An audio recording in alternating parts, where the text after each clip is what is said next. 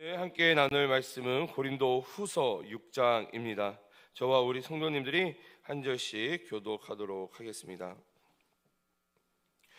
우리가 하나님과 함께 일하는 자로서 너희를 권하노니 하나님의 은혜를 헛되이 받지 말라.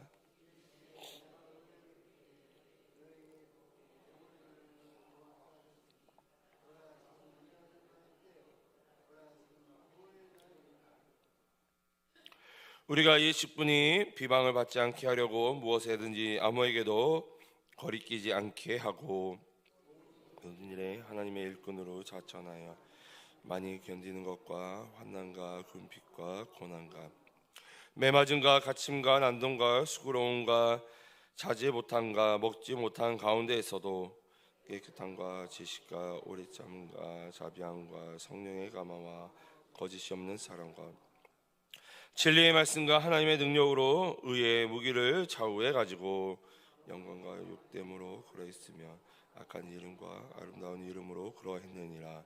우리는 속이는 자 같으나 참되고 무명한 자 같으나 유명한 자요 죽은 자 같으나 보라 우리가 살아있고 징계를 받는 자 같으나 죽임을 당하지 아니하고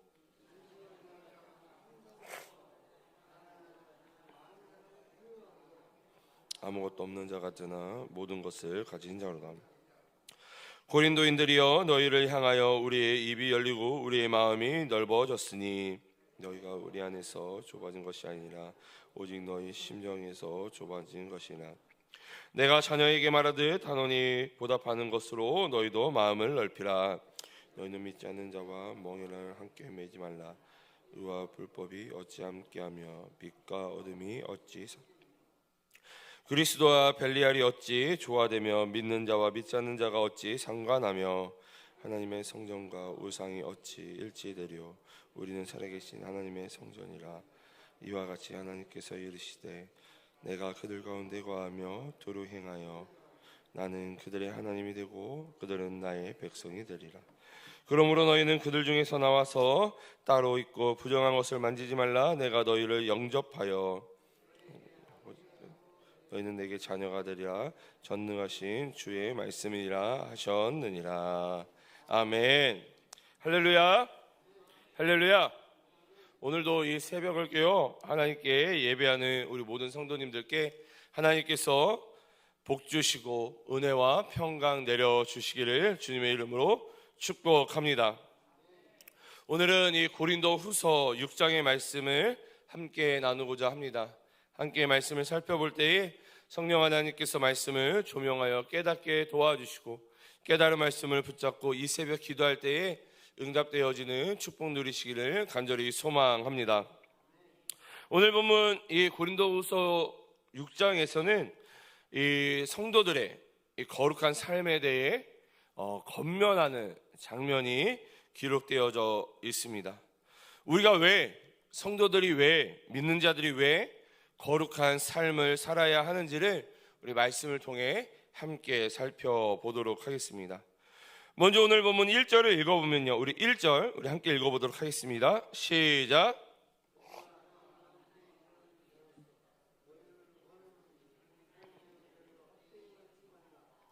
여러분, 지금 이 사도 바울이 고린도 교회에 편지하면서 무엇을 권면하고 있습니까?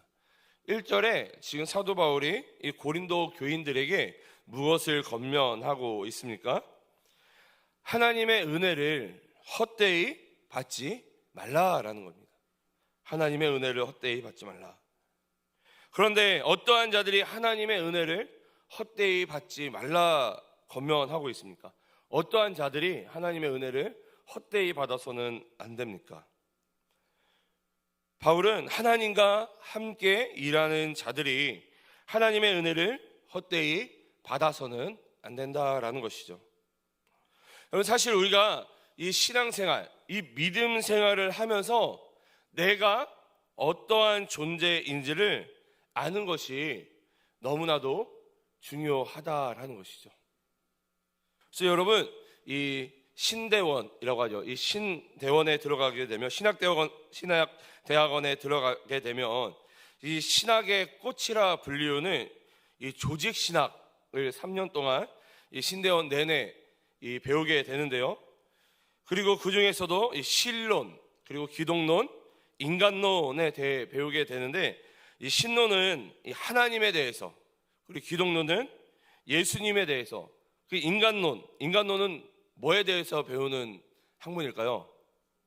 인간에 대해서 배우는 것이 인간론입니다. 우리가 하나님을 아는 것, 그리고 예수님을 아는 것만큼 중요한 것이 뭐라는 거죠? 인간이 어떠한 존재인지를 아는 것이 이 신앙 가운데, 그리고 믿음 가운데 중요하다라는 것입니다. 여러분, 다시 말해 내가 죄인인 것을 깨닫고 인정할 때 내 죄를 해결해 주실 어떠한 존재가 필요하다라는 것을 고백할 수 있다는 거예요. 그리고 내 죄를 해결해 주실 분이 예수님이다라는 것을 우리가 믿고 고백할 수 있다라는 것이죠. 그리고 하나님께서 나를 사랑하사 나의 죄를 해결하실 예수님을 보내주셨다라고 우리가 고백할 수 있는 것입니다. 그러나 내가 죄인인 것을 깨닫지 못하고 인정하지 못한다면, 내가 죄인이다라는 것을 깨닫지 못하고 인정하지 못한다면 내 죄를 해결할 어떠한 존재가 필요 없는 것이죠. 내가 죄인이 아니기 때문에 내 죄를 해결할 어떠한 존재가 필요 없는 것입니다. 다시 말해 내가 죄인인 것을 인정하지 않으면 누가 필요 없는 거예요? 내 죄를 구원해 주실 예수님이 필요 없는 것입니다. 그래서 믿지 않는 세상 사람들이 내가 누구인지를 정확히 깨닫지 못하기 때문에, 내가 누구인지를 정확히 깨닫지 못하기 때문에 누구를 받아들이지 않는 거예요? 예수님을 세상 사람들이 받아들이지 않는 것입니다. 여러분, 이렇듯 신앙생활에서, 믿음 생활에서 하나님이 어떠한 분인지, 예수님이 어떠한 분인지를 아는 것만큼 내가 어떠한 존재인지 나를 아는 것도 너무나 중요하다라는 것입니다. 그런데 사도 바울은 이 고린도 후서 6장을 통해서 이 그리스도인, 이 고린도 교인들을 향해 그들이 지금 어떠한 존재다라고 선포하고 있는 것입니까? 1절에 어떠한 존재다? 하나님과 함께 일하는 자로 선포하고 있다라는 것이죠. 다시 말해 구원받은 우리는 하나님의 자녀로 부르심을 받았지만 또한 하나님의 어떠한 자로 부르심을 받았다라고 이야기하고 있는 거예요. 그렇죠. 하나님의 신실한 동역자로 부르심을 받았다라고 사도 바울이 우리를 향해 권면하고 있는 것입니다. 그럼 은혜 받은 이 하나님의 동역자로 우리는 어떻게 살아가야 하는 것일까요? 은혜 받은 하나님의 동역자로 우리는 어떻게 살아가야 됩니까? 자, 오늘 보면 3절을 읽어보면요, 우리 3절 우리 함께 읽어보도록 하겠습니다. 시작.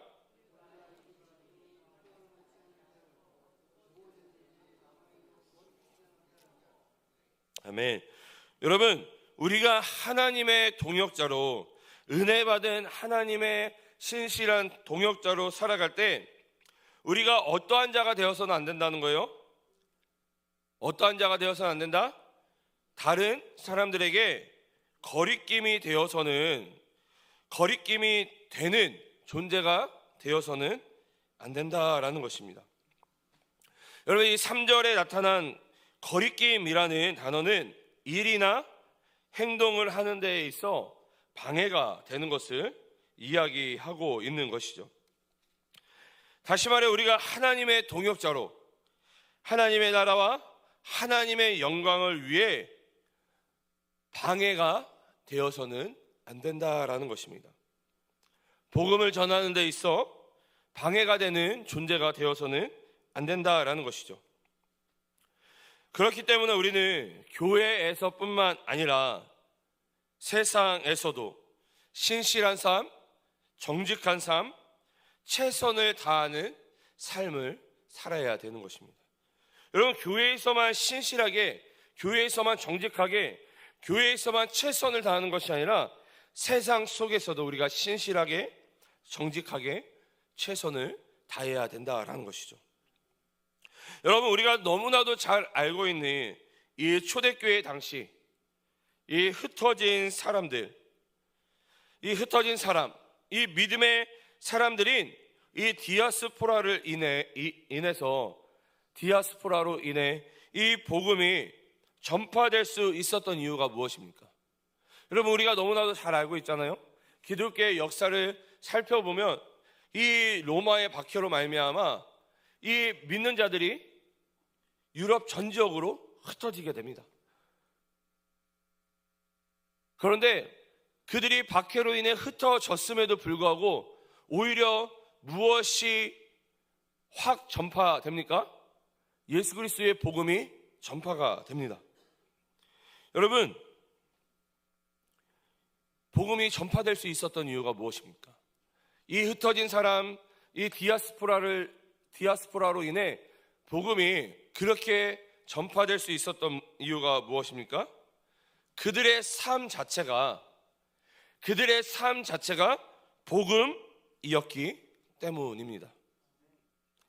여러분, 이 디아스포라들의 삶은, 그들의 삶의 모습이 신실하고 정직하며 최선을 다하는 삶이었기 때문에 믿지 않는 자들이 복음을 받아들일 수 있었다라는 것이죠. 여러분, 그래서 우리도 나에게 주어진 삶에서 우리가 신실하고 정직하며 최선을 다해 살아가야 하는 것입니다. 여러분, 우리가 그렇기 때문에 가정 안에서, 그리고 직장 안에서 하나님이 나에게 맡겨주신 나의 삶의 영역 안에서 나의 가정이, 나의 직장이, 나의 삶의 영역이 하나님이 나에게 맡겨주신 선교지이자 사명지이다라는 것이죠. 여러분은 여러분의 가정이 선교지이자 사명지이심을 여러분 믿으십니까? 여러분, 하나님이 여러분들에게 허락해 주신 그 직장, 그리고 여러분들이 살아가고 있는 그 삶의 영역들, 거기서 만나는 여러분들의 이웃들이, 여러분, 그곳이 여러분들의 선교지이자 여러분들의 사명지임을 여러분 믿습니까? 여러분, 그렇기 때문에 우리는 각자의 삶의 영역에서 오늘을 신실하게, 정직하게, 최선을 다해 살아가야 됩니다. 그러할 때에 나의 모습을 통해 그 믿지 않는 자들이 하나님께, 예수님께 돌아오게 되는 것이죠. 오늘 하루를 살아가실 때에 그냥 살아가시는 것이 아니라 신실함으로, 정직함으로, 최선을 다하는 삶으로 복음을 삶으로 드러내는 우리 모든 동아의 성도님들 되시기를 간절히 소망합니다. 여러분, 때로는 우리가 그렇게 살아갈 때에 때로는 이 초대교회 성도님들이 당했던 것처럼 나에게 환난과 핍박이 있을지라도 그것에 넘어지는 것이 아니라 오히려 그것을 복음의 도구로 사용하여 승리하는 우리 모두가 되시기를 주님의 이름으로 축복합니다. 자, 계속해서 오늘 보면 9절과 10절을 읽어보면 우리 9절, 10절 우리 함께 읽어보도록 하겠습니다. 시작.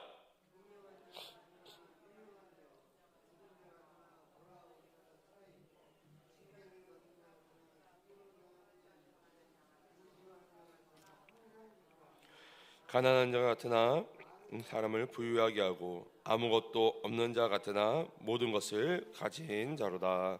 아멘. 여러분, 사도 바울이 이 고린도 교인들을 향해, 그리고 이 새벽 우리들을 향해 우리가 어떠한 존재라 또한 선포하고 있습니까? 우리가 어떠한 존재다라고 선포하고 있습니까? 그렇죠. 10절 마지막만 읽어봐도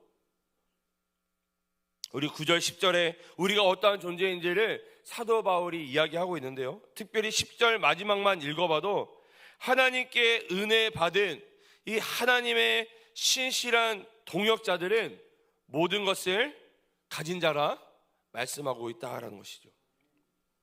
여러분, 우리가 모든 것을 가진 자들이 맞습니까? 여러분들은 모든 것을 가지셨습니까? 네, 가진 것을 저에게 좀 나눠주시기 바랍니다. 아멘 하신 분들 이따가 찾아오시기 바랍니다. 그런데 여러분, 사실 세상의 기준으로 보면, 세상의 기준으로 보면요, 우리는 가지지 못한 것이 더 많이 있습니다. 여러분, 세상의 기준으로 보면요, 세상의 기준, 믿지 않는 사람들의 기준으로 봤을 때 여러분, 예수님의 죽음은요, 사실 아무런 쓸모없는 죽음입니다. 그리고 예수님의 제자들은 모두 복음을 전하다 순교했죠. 여러분, 세상적으로 바라보면요, 믿지 않는 자들의 시선으로 바라보면 예수님의 제자들은요, 실패한 인생들입니다. 그런데 여러분, 정말 예수님의 죽음이, 그 예수님의 십자가의 죽음이 아무런 쓸모없는 죽음인가요? 여러분, 이 제자들의 순교가 실패한 인생의 증거입니까? 절대 아니다라는 것이죠. 우리가 한 번쯤 들어본 이 짐 엘리엇이라는 선교사가 있습니다. 여러분, 미국의 좋은 대학을 나왔습니다. 그리고 28살의 젊은 선교사입니다. 이 친구들과 함께 그가 에콰도르에서 이 원주민에게 이 복음을 전하기 위해 선교를 하던 중에 이 원주민들의 공격을 받게 되어 죽게 됩니다. 근데 여러분, 놀라운 사실은요, 이들에게 이 원주민들이 창을 찔러서 이 선교사들을, 젊은 선교사들을 죽이거든요. 그런데 놀라운 사실은 이들에게 무엇이 있었는지 아십니까? 총알이 장전된 이 권총을 가지고 있었다라는 것이죠.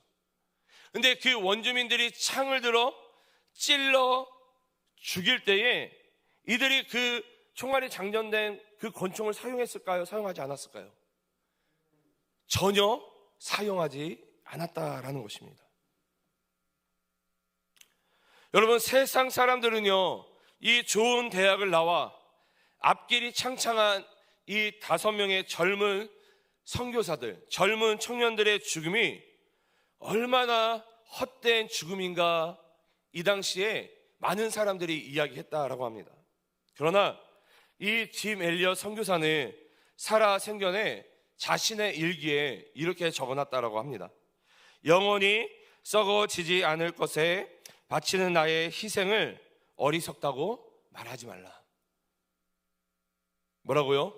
영원히 썩어지지 않을 것에, 다시 말해 영원한 것에 나의 희생을, 영원한 것을 추구하는 것은 나의 희생이 어리석지 않은 것이다.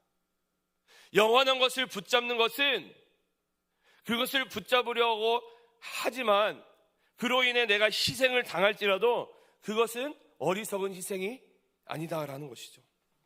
그리고 또 이렇게 이야기했다고 합니다. 결코 놓치지 말아야 하는 것을 얻기 위해 언젠가는 놓아야 할 것을 포기하는 사람은 현명한 사람이다. 무슨 말입니까? 영원한 것을 붙잡기 위해 영원하지 않는 것을 놓는 사람들은 지혜로운 사람, 현명한 사람이다라는 것이죠. 여러분, 하나님의 나라와 영광을 위해 사는 삶, 비록 순교할지라도 모든 것을 가진 삶인 것입니다. 여러분, 왜 이들이 모든 것을 가진 삶이고 모든 것을 가진 인생입니까? 왜냐하면 그들에게는, 우리에게는 부활 소망과 천국 소망이 있기 때문입니다. 부활 소망과 천국 소망을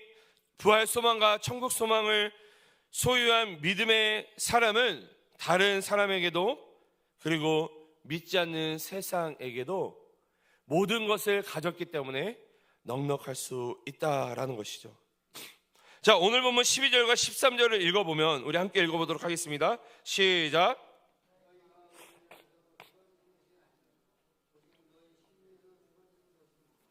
내가 자녀에게 말하듯 하노니 보답하는 것으로 너희도 마음을 넓히라. 아멘.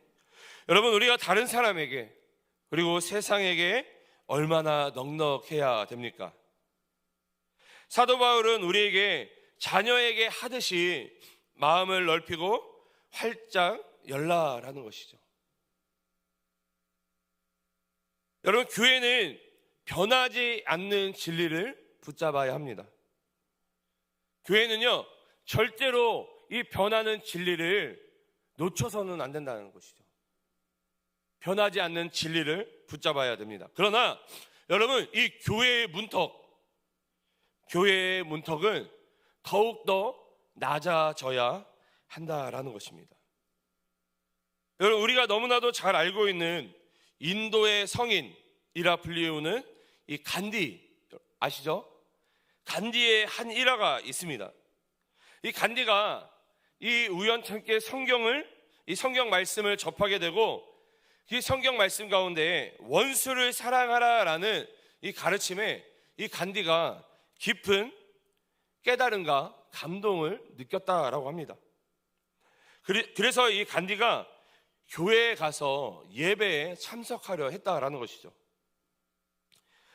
그가 이 남아공에서 유학하던 시절 이 남아공에 있는 한 백인 교회에 이 도대체 예수라는 분이 어떠한 분인지, 하나님이 어떠한 분인지, 그리고 원수를 사랑하라 이 말씀이 어떠한 의미인지를 너무나도 알고 싶어서 이 남아공에서 유학하는 시절에 그 남아공의 한 백인 교회에 갔다라는 것입니다. 그런데 이 교회에 들어가려고 하자 여러분, 그 예배 때 보면은 이 교회 앞에, 이 예배당 앞에 누가 서 있어요? 안내자들이 서 있죠. 안내하시는 분들. 그래서 이 안내를 서던 한 봉사자가 간디를 막으면서 이 교회 안으로, 예배당 안으로 들어가려고 하는 이 간디를 막으면서 이렇게 말했다고 합니다. 이 교회는 백인 전용입니다. 자, 백인 전용이면 우리 선동님들도 못 들어옵니다. 백인 전용입니다. 인도인은 다른 교회를 찾아보세요. 그렇지 않으면 당신이 자꾸 이 백인 교회에 들어오려고 하면, 그리고 자꾸 예배 방해를 하면 어떻게 하겠다? 경찰을 부르겠다라고 그 백인 교회 그 안내를 서던 그 봉사자가 간디에게 이렇게 이야기를 했다고 합니다. 원수를 사랑하라 라는 말씀에 큰 깨달음과 가르침이 있어서 교회에 갔는데 그 교회에서는 백인 전용이니 인도인은 다른 곳으로 가라. 가지 않으면 경찰에 신고하겠다라는 이야기를 들은 것입니다. 여러분, 이 간디가요, 너무 큰 충격을 받아 예배는 당연히 드리지도 못한 채 교회를 떠날 수밖에 없었다라는 것이죠. 여러분, 역사에는 만약이 없지만 만약 이 간디가 그 교회 예배에 참석했다면, 그래서 그 예배 가운데 그가 하나님을 만나고 예수님을 영접했다면, 여러분, 인도는요, 힌두교가 많은 국가가 아니라 어쩌면 기독교 국가가 되었을지도 모른다라는 것이죠. 그리고 마지막으로 하나님 앞에 이 거룩함을 유지하기 위해 구별된 삶을 살아. 그래서 우리가 하나님 앞에 거룩함을 유지하기 위해서 구별된 삶을 살아, 오늘 본문이 마지막으로 이야기하고 있다라는 것입니다. 자, 오늘 본문 14절 읽어보면요, 우리 14절 우리 함께 읽어보도록 하겠습니다. 시작.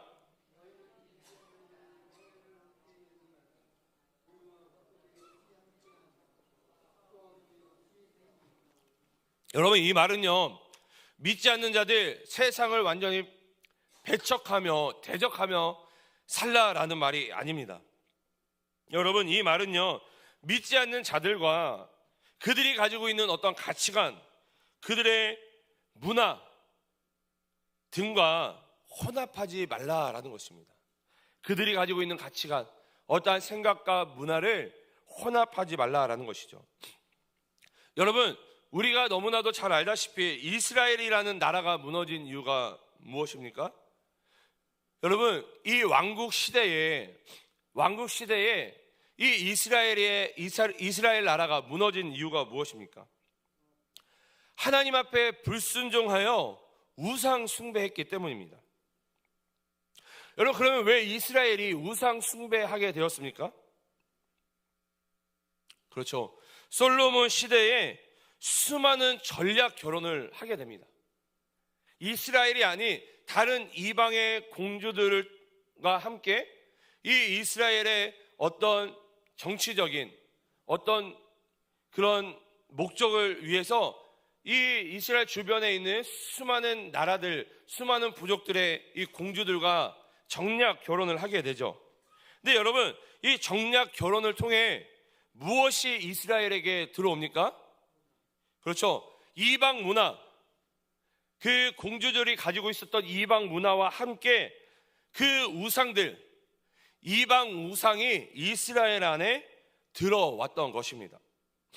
그래서 이 이스라엘이 유일하신 하나님만 믿는 이 유일신 사상에서 이제는 우상들도 믿는, 다시 말해 영적으로 혼탁해졌기 때문에, 영적으로 먼저 무너졌기 때문에 이스라엘이라는 나라가 무너지게 된 것입니다. 여러분, 우리가 신앙생활을 할 때도 마찬가지입니다. 여러분, 이 불변하는 진리에 있어서만큼은, 그리고 우리가 신앙에 있어서만큼은 절대로 타협해서는 안 된다라는 것이죠. 여러분, 한두 번 타협하다 보면요, 결국 어떻게 됩니까? 한 번, 두 번 타협하다 보면, 여러분, 한 번, 두 번 죄를 짓다 보면, 처음 죄를 짓는 게 어렵죠. 근데 한 번 죄를 짓다 보면 어떻게 됩니까? 두 번째는 쉬워져요. 세 번째는 더 쉬워집니다. 그러다 보면 우리가 어떻게 돼요? 하나님 앞에 변질되는 것이죠.